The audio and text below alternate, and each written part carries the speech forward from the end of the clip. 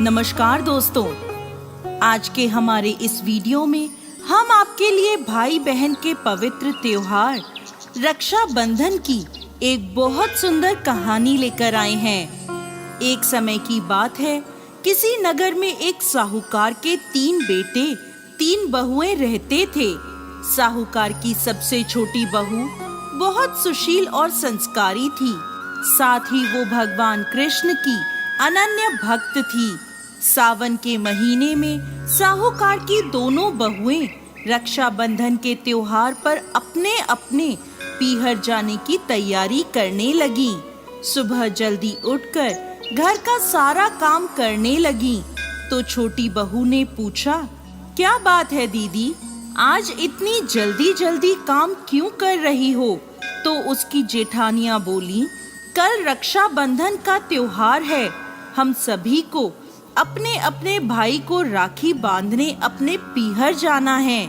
तेरा तो कोई भाई नहीं है, तू क्या जाने रक्षाबंधन के त्योहार का महत्व, भाई बहन के रिश्ते का महत्व। छोटी बहू को ये बात बहुत बुरी लगी और वो भगवान श्री कृष्ण की प्रतिमा के समक्ष खड़ी होकर खूब रोई और बोली, यदि मेरा कोई भाई होता तो आज मैं भी अपने पीहर जाती। अगले दिन रक्षाबंधन का त्योहार था। सुबह सुबह उसके घर उसके दूर के रिश्ते का एक भाई आया और आकर साहूकार से बोला, ये मेरी बहन है, मैं इसके दूर के रिश्ते का भाई हूँ और इसे रक्षाबंधन के त्योहार पर अपने साथ अपने घर ले जाने आया हूँ। तब साहूकार का बेटा बोला, लेकिन इसका तो कोई भाई नहीं है, तुम कौन हो? उसके समझाने पर साहूकार और उसका बेटा मान गया और छोटी बहू को उसके साथ भेजने को तैयार हो गए। परंतु छोटी बहू के पति के मन में कुछ शंका थी। वो बोला, आप इसे ले तो जाइए, परंतु इसे वापस लेने मैं खुद आऊंगा। ऐसा कहकर उन्होंने छोटी बहू को उसके भाई के साथ रवाना करा। रास्ते में चलते चलते छोटी बहू ने अपने भाई से कहा, भैया तुम इतने सालों तक कहाँ थे और पहले मुझसे रक्षाबंधन पर कभी राखी बंधवाने क्यों नहीं आए? तो उसका भाई बोला, बहन मैं 7 समुंदर पार परदेश में कमाने गया था। अब वह दोनों अपने घर पहुँचे तो घर में भाभी ने अपनी ननद का स्वागत किया, खूब आव भगत करी।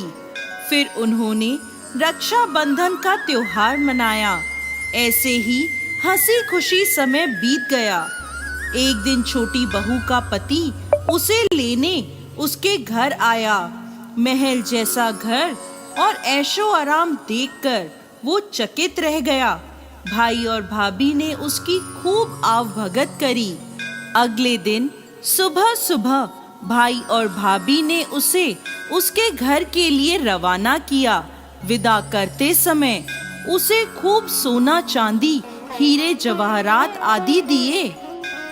थोड़ी दूर जाने पर छोटी बहू का पति बोला, अरे मैं गलती से अपना कुर्ता वहीं भूल आया हूँ।